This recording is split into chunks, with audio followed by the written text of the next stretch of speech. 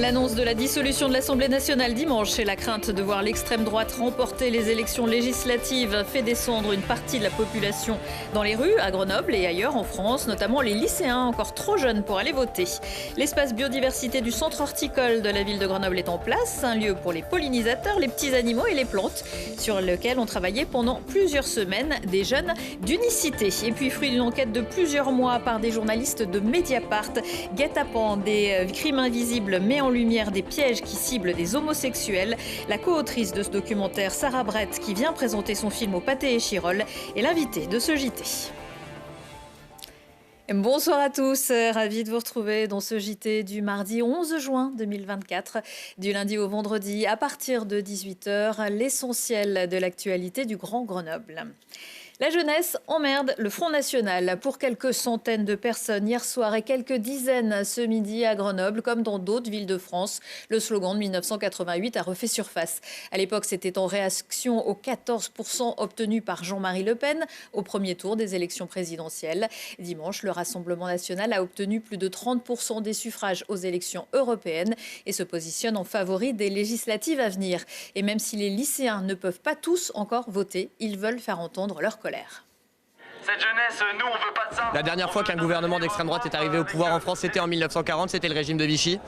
Le projet de l'extrême droite pour la jeunesse, pour les lycées, pour la fac, c'est un projet extrêmement réactionnaire qui nous propose de revenir au lycée des années 50, d'accroître la sélection, d'accroître ce qu'ils appellent l'autorité à l'école via des dispositifs comme le retour de l'uniforme.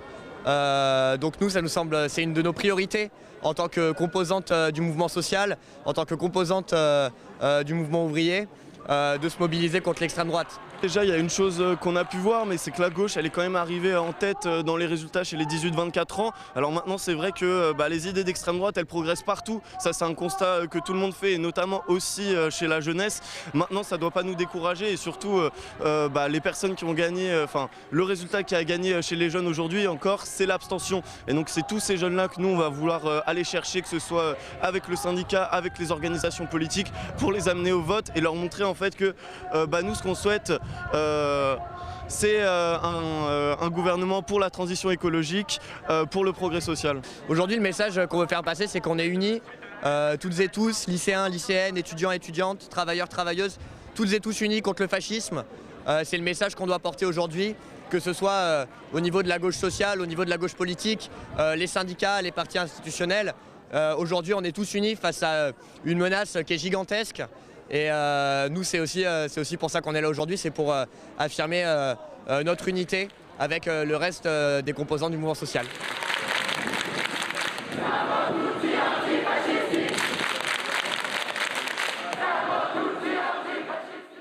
Lundi soir, quelques heures ont éclaté en marge de la manifestation. D'autres rassemblements sont prévus dans les prochains jours, notamment le 18 juin à l'appel de l'ADES, Mouvement pour la démocratie, l'écologie et la solidarité, pour, je cite, engager la résistance à la collaboration avec l'extrême droite.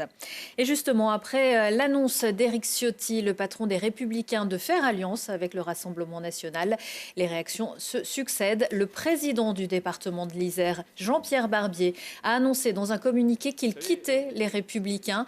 Fidèle à mes valeurs, explique-t-il, je quitte avec regret le parti politique auquel j'appartiens depuis 2005, refusant toute alliance avec les extrêmes. Son unique boussole, ajoute-t-il, sera de s'engager fidèlement au service des Isérois.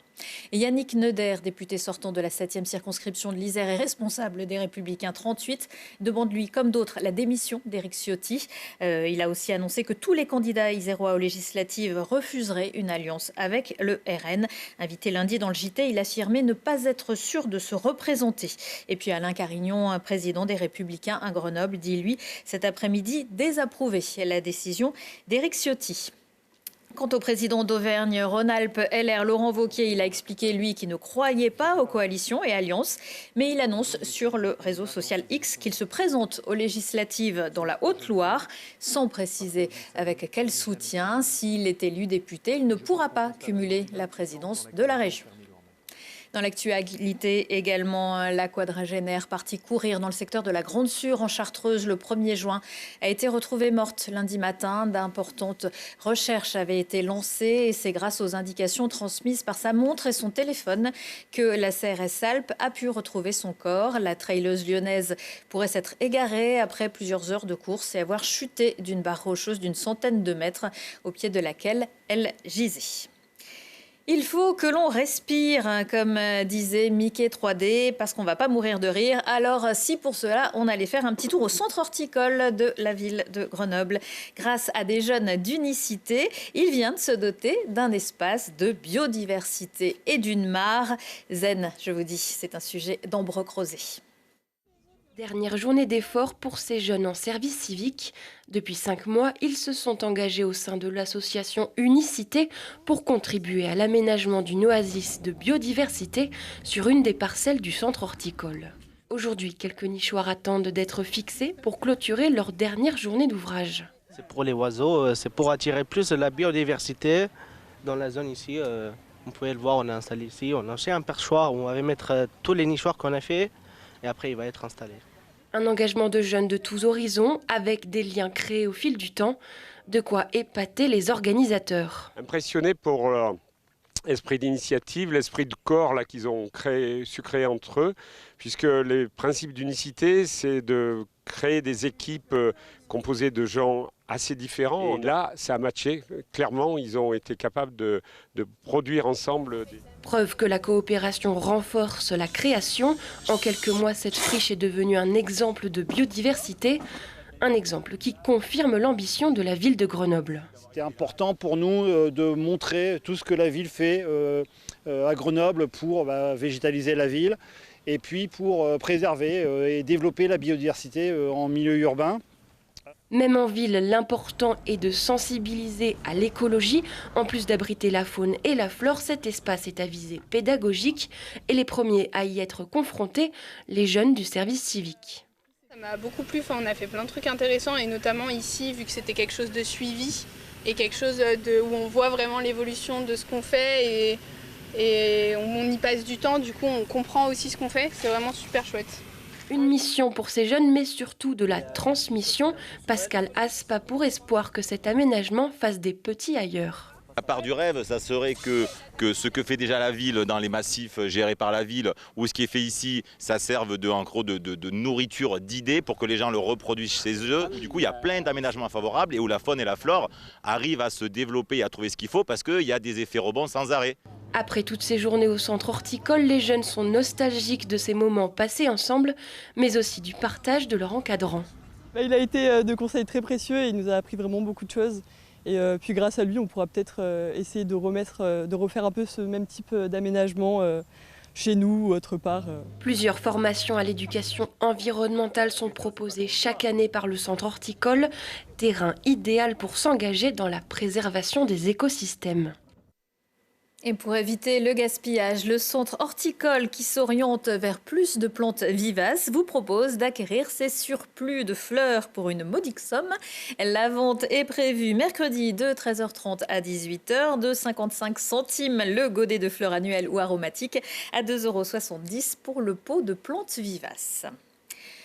Un homme gay est victime d'un guet-apens homophobe chaque semaine en France. Cet hiver, 4 garçons de 16 à 19 ans ont été arrêtés après plusieurs agressions sur le même mode opératoire à Cessiné-Parisé. Ils devraient être jugés dans les prochains jours. Et la semaine dernière, devant la cour d'assises de Paris, plusieurs personnes ont écopé de peines de 5 à 8 ans de prison pour des guet-apens homophobes. On va revenir sur ce sujet avec vous, Sarah Brett. Bonsoir. Bonsoir. Et vous êtes journaliste à Mediapart et co-auteur d'un documentaire diffusé ce mardi soir au Pathé et Chirol. Il s'appelle « Guet-apens, des crimes invisibles ». On va rentrer directement dans le vif du sujet. De quoi parle-t-on? Comment naissent ces guet-apens? Alors ces guet-apens, en fait, c'est une délinquance qui existe depuis très longtemps, qui est nourrie par l'homophobie qui est présente un peu partout dans la société, si on y regarde près. Et donc il s'agit en fait de viser de manière préméditée des hommes gays sur des lieux de rencontre en extérieur, dans des parcs par exemple, mais aussi sur des applications de rencontres, puisqu'il y a un certain nombre d'applications de rencontres rencontres dédiées aux hommes bi et gays. Et le mode opératoire, en général, c'est de donner un rendez-vous chez la personne ou dans un endroit extérieur. Et en fait, le but est d'agresser ces personnes. Et nous, ce qu'on a cherché à mettre en lumière dans cette enquête, c'était justement le caractère homophobe de ces agressions, puisque ce sont des agressions très anciennes et qui étaient vues beaucoup comme des faits divers, de la petite délinquance, traitées par les médias. Presque comme un rendez-vous amoureux qui dégénère. Exactement. Des rendez-vous galants, puis des gens qui ont des mœurs un peu étranges. Donc voilà, donc on veut pas trop s'y intéresser, pas trop regarder de très près.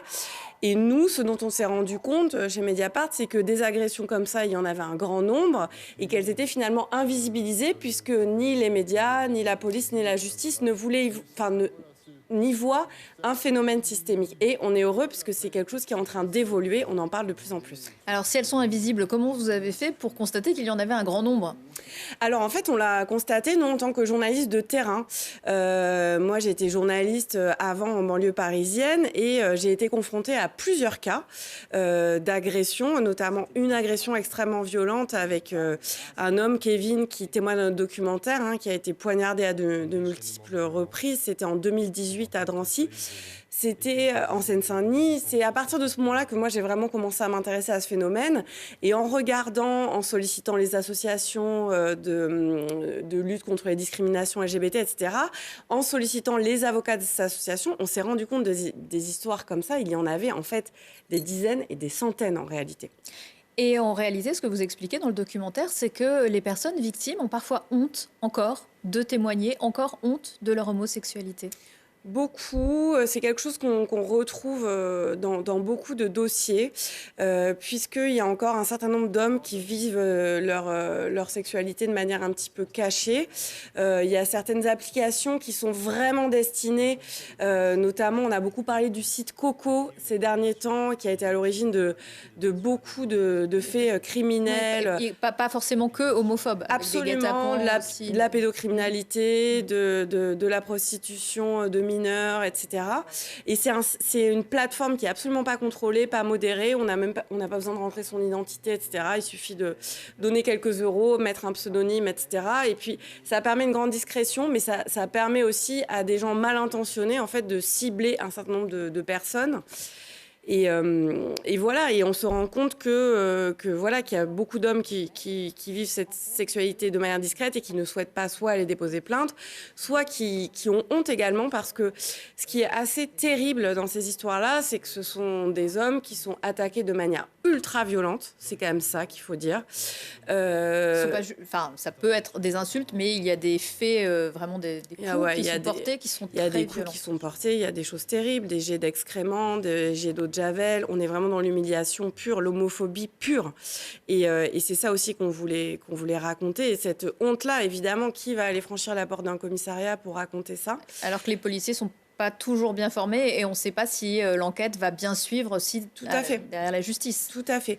Et on a, c'est assez rare, c'est-à-dire qu'on a des enquêtes où les policiers nous ont dit, on sait qu'il y a des dizaines de victimes et dans le dossier, vous avez seulement un plaignant, une partie civile, et parfois le jour où ça arrive au tribunal, effectivement, il n'y a personne sur le banc des parties civiles parce que les gens n'ont pas envie d'être là. Alors le procès qui a eu lieu il y a quelques jours devant la cour d'assises de Paris pourrait faire changer les choses, puisque les peines qui ont été obtenues, entre guillemets, ont été plus élevées que les réquisitoires. Donc, Absolument, on est en train de se rendre compte, je pense, c'est un chemin qu'on a fait aussi sur d'autres formes de discrimination, comme les actes antisémites, par exemple. Il y a eu l'affaire Ilan Halimi. Je pense qu'il y a eu vraiment un avant et un après, où on a compris que donc Ilan Halimi, ce jeune homme vendeur de téléphone à Paris, qui avait été kidnappé et torturé puis tué par ce gang des barbares, parce que le présupposé c'était qu'il était juif, donc il était riche. Et il y a eu tout un cheminement depuis cette affaire-là pour dire effectivement, quand on cible un jeune homme parce qu'il appartient à la communauté juive et qu'on suppute qu'il est riche, ce sont des préjugés racistes, ce sont des préjugés antisémites. Et sur l'homophobie, on n'a pas encore fait le chemin. Sur les agressions contre les Asiatiques, il y a aussi quelques années à Paris, il y a eu un homme qui a été tué par un jeune homme qui voulait lui voler son argent. Pareil, biais raciste, les Asiatiques ne se défendent pas, les Asiatiques ont beaucoup d'argent liquide sur eux, etc. On s'est rendu compte que des agressions visant la communauté asiatique, il y en avait beaucoup. Il y a eu des dizaines de milliers de membres de la communauté asiatique qui ont manifesté dans la rue, et depuis, on considère que c'est des agressions racistes. Et on aimerait qu'il se passe la même chose sur l'homophobie aujourd'hui. Alors, dans votre documentaire, vous avez également interrogé donc des victimes, mais aussi des auteurs. Ils sont souvent très jeunes. Absolument. Alors, donc c'est évidemment pas représentatif de l'ensemble des agresseurs. Il se trouve qu'effectivement, on avait vraiment très envie d'entendre la voix de ces agresseurs pour comprendre quels étaient les ressorts de ces actes homophobes et d'où venait cette volonté d'aller agresser de manière préméditée des homosexuels. Donc ce dont on s'est rendu compte, c'est qu'effectivement, il y avait au niveau des profils des agresseurs toutes sortes de profils. Et un certain nombre parmi eux sont des hommes qui ont eux-mêmes soit des pratiques, soit une orientation sexuelle plutôt homosexuelle, mais qui le vivent souvent mal et vont attaquer finalement des gens qui, eux, pratiquent leur sexualité comme ils l'entendent. Et on a donc retrouvé 2 jeunes hommes qui ont accepté de nous parler. Et ce qu'on entend en fait dans leur témoignage, c'est vraiment cette homophobie un peu ordinaire. Les gays, ils sont faibles, les gays, ils ont de l'argent, c'est sale d'être homosexuel, donc on va aller les punir, etc. Et voilà, ce qu'on voit, c'est effectivement cette homophobie qu'on peut avoir dans les stades de foot, qu'on peut avoir dans certains pans de la société, etc. Et on voit que c'est ça qui amène à un passage à l'acte violent à un certain moment. Merci beaucoup, Sarah Brett. Merci. Je rappelle que vous serez présente à 20h au Pâté et Chirol pour une soirée en partenariat avec la ville et SOS Homophobie. Et on peut aussi découvrir votre documentaire. C'est Eddy de Pretto qui prête la voix. Voilà. Le chanteur Eddy de Pretto qui nous a fait la gentillesse de poser sa voix sur ce documentaire et qui, quand on l'a sollicité, nous a confié lui-même avoir échappé à un guet-apens homophobe. Ce documentaire, on peut donc aussi le retrouver sur le site de Mediapart. Absolument. C'est la fin de ce JT. Retour de l'actu dans 1 heure et en replay sur télégrenoble.net.